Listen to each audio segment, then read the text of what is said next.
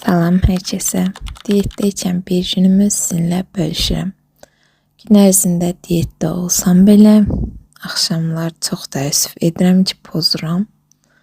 Bilmirəm psixolojikdir, fizikidir, səbəbi hər nədirsə.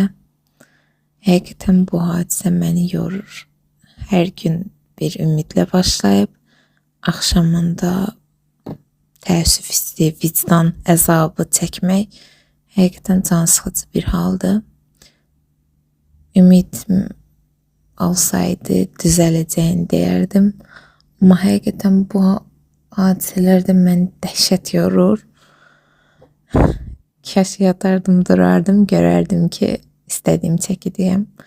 Amma yatıb durub kökəlməmişik, əziyyət çəkib verməliyik.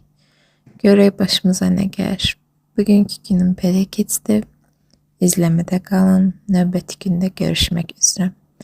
İnanıram, bir gün nəfsimə yeyə çıxıb arıqlayacağım. Siz də inanın. Bu səhifədə əvvəl-axır görəcəksiniz mənim arıqladığımı.